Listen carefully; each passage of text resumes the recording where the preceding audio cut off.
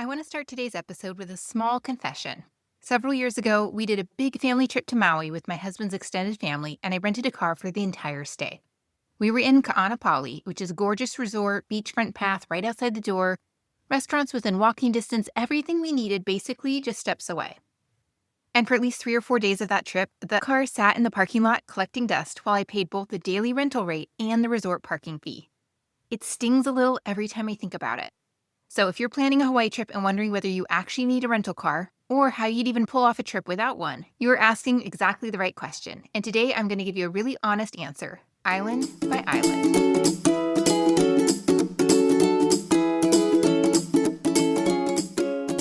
Aloha, and welcome back to Hawaii Travel Made Easy. I'm Marcie, mom, hula dancer, and someone who's been to Hawaii more than 40 times. I help people plan trips that actually go the way they imagined, and today's topic comes up constantly, both in my consultations and in my DMs. Can you get around Hawaii without a rental car? And if so, how? Before we get into it, I want to be upfront about something. I almost always rent a car in Hawaii. I love the freedom of stopping at a roadside shave ice stand on a whim or deciding at 7 a.m. that today is the day we drive to the other side of the island. That flexibility is hard to put a price on for me personally. But I work with a lot of different types of travelers. People who don't drive, people who are really trying to keep the budget tight, older travelers who don't want to deal with the logistics of rental cars and parking, and resort-based travelers who genuinely don't need to go anywhere. They want pool, beach, and maybe one big day trip. For those travelers, skipping the rental car isn't just fine, it's actually the smarter move. So that's what this episode is about. Who can realistically skip the car, which islands give you the best shot at pulling it off, and what you actually need to know about the alternatives, shuttles, buses, rideshares, and tours, so you can make a real decision with real information. And one more quick note, if you're still deciding whether to rent a car at all, I did a whole episode on exactly that. Episode 11, Do You Need a Rental Car in Hawaii? That one goes deep on the why. This episode is the how. First, let me set some honest expectations, because I talk to a lot of people who are used to traveling to Europe or are from cities with great public transit, and they assume Hawaii will be similar. It is not. There is no train connecting island towns, there's no metro. Most public bus systems in Hawaii are designed for residents getting to work and school, not for tourists with beach bags and a stroller trying to get from their resort to a waterfall by 9 a.m. On most islands, a trip that takes 25 minutes in a car can take 90 minutes on a bus, with a transfer, if the route even goes there at all. Now that's not me just being negative, that's the reality of the geography. Hawaii is made up of islands with mostly 2-lane roads, and outside of Oahu, the infrastructure just isn't built for car-free tourism the way a lot of people imagine. That said, there are good options on every island. You just need to know what they are and plan around them before you land, not after. All right, let's start with Oahu because it is by far the most car-free friendly island in Hawaii. If you're staying in Waikiki, you may not need a car at all for your entire trip, and I say that having made the mistake of renting one unnecessarily. Waikiki is walkable in a way that almost no other part of Hawaii is. Kalakaua Avenue is about 1.5 miles from one end to the other. You can walk to the beach, to restaurants, to ABC stores, to Ala Moana Shopping Center. Diamond Head is walkable for the far end of Waikiki. It's about 40 minutes on foot through Kapiolani Park. A lot of people don't realize that. Oahu also has the bus, which is excellent and has won national awards for public transit. Single rides are $3. If you pick up a Holo card, which are available at ABC stores all over Waikiki for $2, there's a daily spending cap of $7.50, meaning once you've paid $7.50 in fares for the day, the rest of your rides are free. There's also a 4-day visitor pass for $35, also sold at ABC stores, which is great if you know you'll be using the bus a lot. Pearl Harbor is accessible by bus, Hanauma Bay is accessible by bus, even the North Shore is accessible by bus, although I will warn you, it takes over 2 hours each way, with transfers. Now that's a commitment. Something worth knowing that's newer is that Oahu now has the Skyline Rail, which connects the airport directly to West Oahu and Pearl Harbor with bus connections into Waikiki. If you're flying in and heading to Pearl Harbor on your itinerary, the Skyline plus a bus connection can get you there without a car and without a rideshare. It uses the same Holo card as the bus. For getting around Waikiki specifically, the Waikiki trolley is a fun option, especially for families. It's hop on, hop off with different color-coded routes hitting the major spots. There's also Biki, the bike share program, which is great for adults exploring locally, and rideshares, Uber, Lyft, and a local option called Holo all work reliably in Honolulu and Waikiki. For shorter trips, they're very affordable. Just know, if you're heading somewhere like the North Shore, a rideshare one way will run you about $80 to $100, and getting a ride back is actually the harder problem. Drivers aren't sitting in Haleiwa waiting for fares. More than one person has gotten stranded up there. One practical note for anyone traveling with young kids: rideshare vehicles in Hawaii don't provide car seats on any island. If your kids still need one, you'll need to bring your own or factor that into how you plan your transportation. So my honest Oahu take is, if you're staying in Waikiki and your itinerary is mostly beach, Pearl Harbor, and maybe Hanauma Bay and a luau, just skip the car. Walk, use the bus, grab the occasional rideshare. But if you want the North Shore, Kailua, Ko'olina, or multiple parts of the island at your own pace, either rent a car for those specific days or book a private Circle Island tour that picks you up from your hotel. All right, let's move on to Maui. Maui is trickier, and I want to be straight with you. Most people should rent a car in Maui. It's spread out, the public bus system is minimal and not designed for tourists, and there are too many things to see that are only accessible by car. But there are specific Maui trips where you can skip it, and I've seen this work firsthand. My mom flew over from Kauai to join us on that same big Ka'anapali trip. She didn't need a car because she wasn't going anywhere. She was there to hang out with the grandkids at the resort. She booked a shuttle from the Maui airport to our resort and back, and that was it. It worked perfectly for that trip. I also had a client recently who did a resort hopping vacation on Maui. She stayed at different properties in Wailea and Ka'anapali and specifically said she did not want to drive or deal with parking. She booked transfers between resorts and made sure every tour she chose included hotel pickup. She went snorkeling, did a helicopter ride, and went to a luau. All of it picked her up at the door. For her, the car-free approach was absolutely worth it because of the hassle of renting and parking stressed her out more than it would have saved her. So the trade-off, and she knew this going in, is that you give up spontaneity. You're on the tour company schedule. If you're the last pickup, you might be sitting in a van for an extra 45 minutes before you even reach the snorkel site. You can't pull over at a fruit stand or take the scenic route home. And tours with hotel pickup generally cost more than the same tour without it, so the savings from skipping the car aren't always what people expect. If you're going car-free on Maui, where you stay matters enormously. Ka'anapali has a gorgeous beachfront path connecting resorts, restaurants, and beach access. You can honestly walk a large chunk of your days there. The Wailea coastal path in South Maui is also beautiful and very walkable. Kihei has lots of condos and restaurants within walking distance.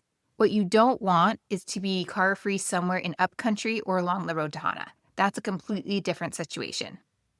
The Maui bus exists. It's $2 for a ride, $4 for a day pass, but it's designed for local commuters. Routes don't reach major tourist attraction. And navigating with a stroller and beach gear is genuinely hard.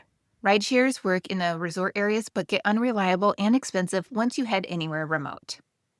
All right, let's move over to Kauai. Kauai is where I have the most personal experience navigating both options because my mom lives there. Sometimes she picks us up from the airport and we'll spend a day or two before getting our own rental. I've done the borrow mom's car version, the rental car for the whole trip version, and everything in between. My honest answer on Kauai is that you really should rent a car if at all possible. The island is spread out, the road only goes 3/4 of the way around, the Nepali coast cuts off the northwest section entirely, and a lot of the best spots require you to just show up early with your own wheels. Speaking of which, Tunnels Beach. We tried to get there one trip and just couldn't find parking. We circled, we waited, we debated parking at Hana Beach Park and walking down. It was stressful and we ended up not going. The whole time I was sitting there thinking, if we had been on bikes and staying nearby, we would have been fine. The parking situation at certain North Shore beaches is genuinely that bad. At North Shore beaches is actually that bad. And having a car doesn't automatically solve it. Which brings me to what I think is one of the most underrated transportation tips in all of Hawaii right now. The Go Haena shuttle. If you want to get to Kihei Beach, the start of the Kalalau Trail, and the area around Haena State Park, some of Kauai's most jaw-dropping scenery, the shuttle is super easy and better than driving yourself. You park for free at the Waipa Park and Ride in Hanalei, hop on the shuttle, and it takes about 20 to 25 minutes to get you there. Round trip includes park entry. Reservations open 30 days in advance at midnight Hawaii time through gohaena.com, and they sell out fast, especially in the summer. You're going to want to set a phone alarm. And a quick note, as of when I'm recording this, the park has just reopened after storm damage from the March 2026 Kona low that caused some trail closures. So always check gohaena.com for current conditions before you book. The Kauai bus runs from the west coast up to Hanalei. Fares are $2 a ride or $5 for a day pass, and you can pay through an app now. But there's no Sunday service, a 1 bag per person limit, and travel times are significantly longer than driving. Rideshares exist but get unreliable outside of Lihue, Kapaa, and Wailea. In remote areas, you might wait an hour or get no driver at all. If you are car-free in Kauai, Poipu is walkable with plenty to do right there. Hanalei is a charming town you can wander on foot, and the Kealahele Makalai coastal path in Kapaa is gorgeous for biking, 8 miles of paved path right along the ocean. Rental shops in Kapaa have everything from beach cruisers to e-bikes to trailers for little kids, and it's one of my favorite ways to spend a morning on the east side. But the broader Kauai experience, Waimea Canyon, the west side, all of the North Shore beaches, really does benefit from having your own car. If you're doing resort-based and booking Nepali boat tours and helicopter tours with hotel pickup, you can make it work. Just go in with realistic expectations. All right, finally, the Big Island. The Big Island is where I'm going to be the most direct. If you actually want to explore the island, you need a car. It's nearly twice the size of all the other islands combined. Hawaii Volcanoes National Park is about 2 hours from Kona. Without a car, you're simply not seeing most of what makes the Big Island the Big Island. But a trip without a car can absolutely work if you're the right type of traveler, and I have a perfect example. A few years ago, I met a family at the pool at our hotel in Kona. They were splitting their trip between a resort in Waikoloa and one in Kona, and they had not rented a car for any of it. They did a guided day trip to Hawaii Volcanoes National Park and another day out to some of the waterfalls, both with hotel pickup included. The rest of the time, they were at the pool. Kids splashing around, parents with cold drinks, nobody going anywhere. And they were having the best time. They told me it was one of their favorite trips ever. No stress, no logistics, no driving. They knew exactly what kind of vacation they wanted, and they planned around it. That's the Big Island car-free story. It works beautifully if you are a resort-based traveler who wants to truly unplug, do 1 or 2 big excursions with the tour company, and spend the rest of the time relaxing.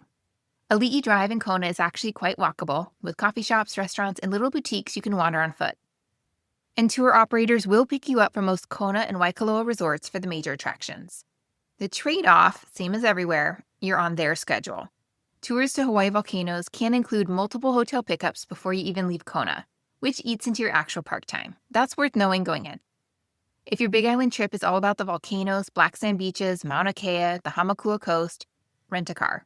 If it's about sitting by the pool in Kona and doing 1 or 2 guided adventures, you can pull this off without a car.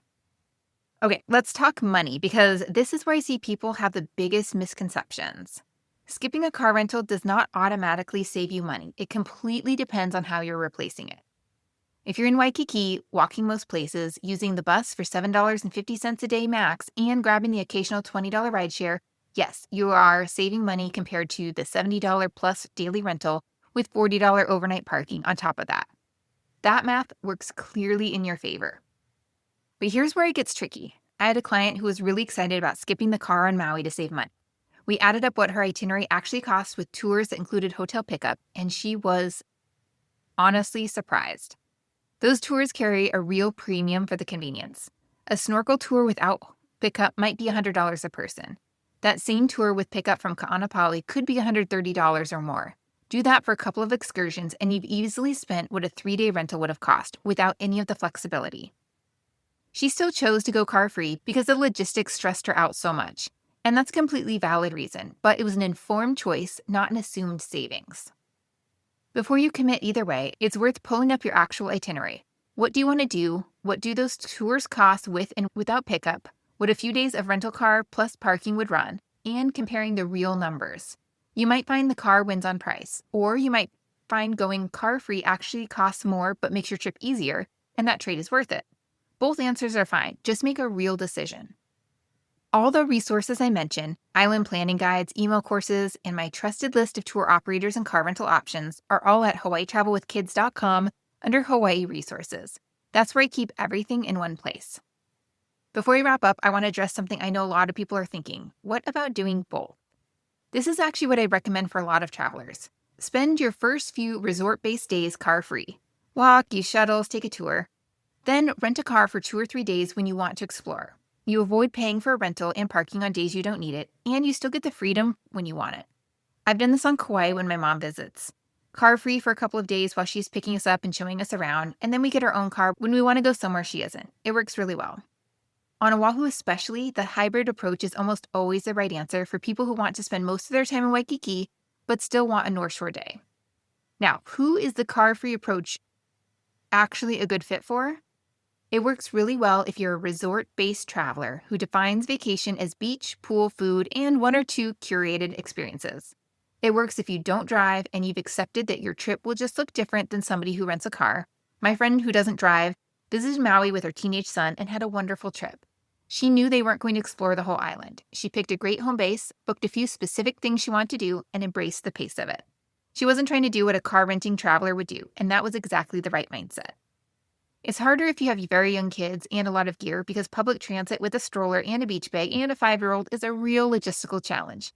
And it's hardest if you decide to figure that out after you land because in Hawaii, the alternatives reward planning, not spontaneity.